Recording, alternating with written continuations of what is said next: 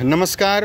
Law आप तक के माध्यम से आज हम एक परिचय कराने जा रहे हैं जो कि बलिया के धरती से टीडी कॉलेज से छात्र संघ का नेतृत्व किए हैं और आज हम यानी कि श्रद्धेय चंद्रशेखर जी के पुण्यतिथि 17वीं पुण्यतिथि पे बलिया में हैं।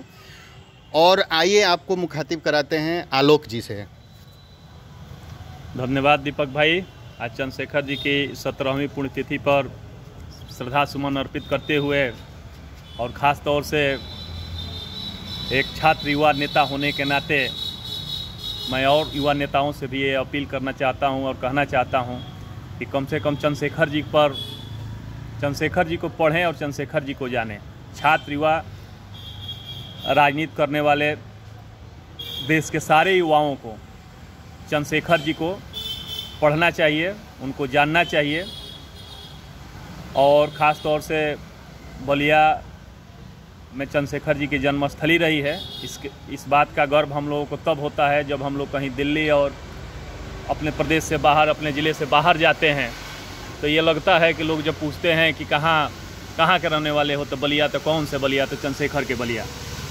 तो ये एक गर्व होता है कि कहीं ना कहीं एक आम परिवार से निकल के और दिल्ली तक का सफ़र तय करना ये कोई साधारण बात नहीं थी। उस समय में बहुत कम संसाधन हुआ करते थे और जिस तरह से उन्होंने सड़क की लड़ाई को अपने जीवन में आत्मसात करते हुए संसद के पटल पर रखा, इन सब चीज़ों को उनके साथ उनकी यूट्यूब पे कई वीडियो हम लोगों को देखने को मिलता है, उनकी कई किताबों को हम लोग अध्ययन करते हैं तो पता चलता है कि कहीं ना कहीं हमारे जैसे युवाओं को जिनका कोई राजनीतिक विरासत न हो, जो असल में लोगों के अधिकारों के लड़ाई लड़के और राजनीति में अपने आप को स्थापित करना चाहते हैं, तो चंद्रशेखर जी को पढ़ना चाहिए, चंद्रशेखर जी के बताए रास्ते पर चलने का प्रयास करना चाहिए। और ज़्यादा कुछ न करते हुए आज उनकी 17वीं पुण्यतिथि पर उस पुण्य आत्मा को हम तहे दिल से श्रद्धा सुमन अर्पित करते हैं। धन्यवाद भैया। और ये आदर्श जी हैं गहमर से। नमस्कार। जो कि ये भी बलिया में हैं उपस्थित। आप भी आज श्रद्धेय चंद्रशेखर जी की 17वीं पुण्यतिथि पर बड़ा ही गर्व का अनुभूति हो रहा है कि आज ऐसे पावन दिन पर हम अपने आइडल, अपने नेता श्रद्धेय चंद्रशेखर जी की जन्मस्थली बलिया में उपस्थित हैं और साथ ही साथ हमारे बड़े भाई टीडी कॉलेज के वरिष्ठ छात्र नेता और बांसडी की उम्मीद, बांसडी बलिया के अंतर्गत आने वाला एक विधानसभा है, यहाँ की उम्मीद बड़े भाई कुंवर आलोक सिंह जी हमारे साथ उपस्थित हैं। तो सर्वप्रथम मैं हम सभी की ओर से उस पूज्य आत्मा को श्रद्धा सुमन अर्पित करता हूँ।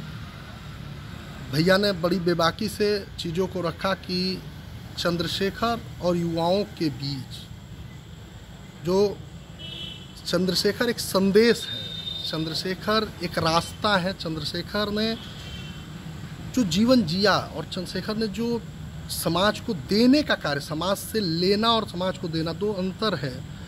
वर्तमान राजनीति में ये कहीं देखने को नहीं मिलती है।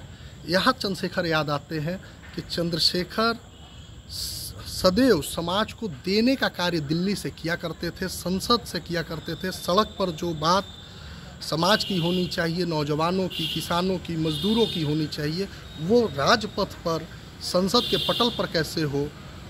और निस्वार्थ भाव से कभी भी जब सत्ता और स्वाभिमान के बीच सवाल खड़ा हुआ तो उन्होंने स्वाभिमान को चुना और सत्ता को ठुकरा दिया। यहाँ से चंद्रशेखर के विराट व्यक्तित्व का परिचय होता है। इन्हीं सभी बातों के साथ चूँकि चंद्रशेखर पर बोलने का मैं मानता हूँ कि मेरी कोई नैतिक अधिकार नहीं बनता, क्योंकि मैं बहुत छोटा सा मतलब पत्ती हूँ, उस बरगद का एक छोटा सा पत्ती हूँ, एक कण हूँ। तो चंद्रशेखर बहुत विराट व्यक्तित्व हैं, बरगद हैं, उन पर कोई बोलना मतलब घंटों बोला जा सकता है। अध्ययन करने का विषय चंद्रशेखर है, उन नौजवानों के लिए जो सही मायने में भारतीय राजनीति और समाज के बीच सेतु का कार्य करना चाहते हैं। इन्हीं सभी बातों के साथ पुनः पूज्य आत्मा को, स्वर्गीय चंद्रशेखर जी को, पूर्व प्रधानमंत्री चंद्रशेखर को, युवा तुर्क चंद्रशेखर को और बागी बलिया की बगावत को, सीने में जीने वाले चंद्रशेखर को मैं श्रद्धा सुमन अर्पित करता हूँ। 17वीं पुण्यतिथि पर प्रणाम करता हूँ। और अब आखिरी में मैं लौ आप तक के टीम की तरफ से और लौ आप तक की तरफ से मेरा भी श्रद्धा सुमन अर्पित है।